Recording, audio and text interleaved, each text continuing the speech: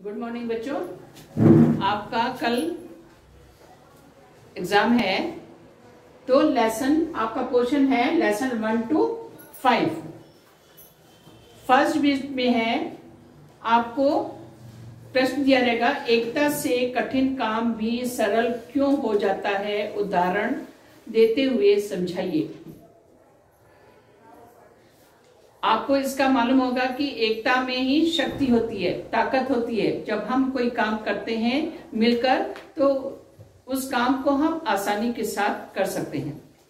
इसके विपरीत अगर हम अलग अलग रह करके किसी काम को करते हैं तो काम या तो गलत हो जाता है और या फिर पूरा नहीं होता।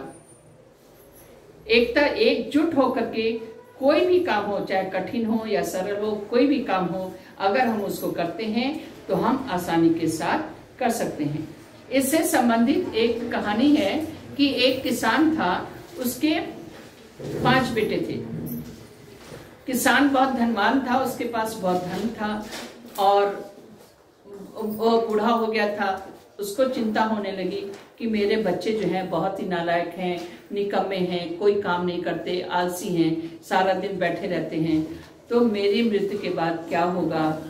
ये सोच करके उसने अपने बच्चों को बुलाया और सबसे पहले उनको एक एक छड़ी तोड़ने को दी। लड़कों ने बड़ी आसानी के साथ उस छड़ी को तोड़ दिया।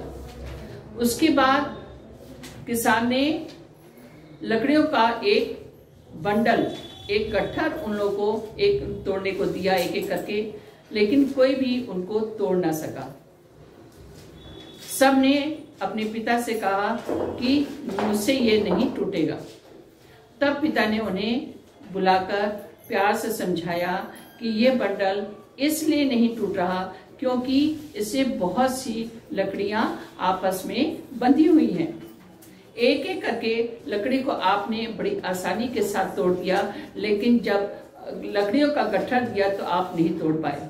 तो इसी तरह अगर आप लोग अलग अलग रह करके लड़ोगे, आपस में लड़ाई झगड़ा करोगे तो हर कोई उसका फायदा उठाएगा, और अगर आपस में मिलकर रहोगे तो कोई भी तुम्हारी फायदा नहीं उठा पाएगा।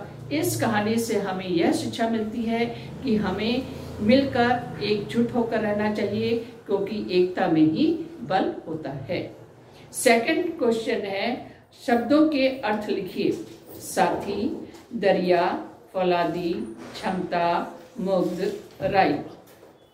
फिर विलोम शब्द है सुख, मैंने ये दिया हुआ है, साथी, दोस्त, दरिया, सागर, फौलादी, सैनिक, क्षमता, शक्ति, मुग्ध, आकर्षित, राई, पत्थर। जितना ब्लैक बोर्ड में आया मैंने उतना लिखा है, उसके अलावा भी आप लोग लर्न कर लीजिएगा। फिर विलोम शब्द, विलोम शब्द में है सुख, सुख का विलोम शब्द दुख, बढ़ना, घटना, गंध, महक, गंध दुर्गंध, सॉरी गंध का यहां पे होगा सुगंध, दुर्गंध।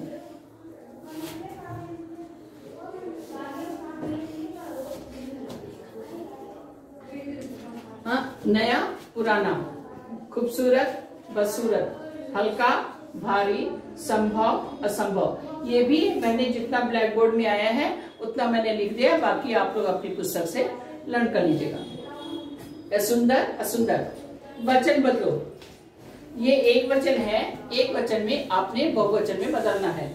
दुकान, दुकानें, चेहरा, चेहरे, आंख, आंखें, टहनी, टहनियां, परीक्षा, परीक्षाएं, झरना, झरने। फिर आपका आता है संधि विच्छेद कीजिए। परोपकार, परोपकार का होगा पर प्लस उपकार। इत्यादि, इत्यादि का होगा इति प्लस आदि। बलवान, बलवान का होगा बल प्लस वान।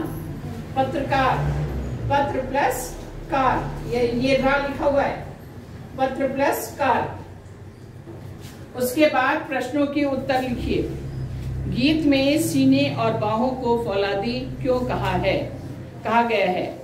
सेकंड क्वेश्चन है, साथी हाथ बढ़ाना गीत से हमें क्या सीख मिलती है।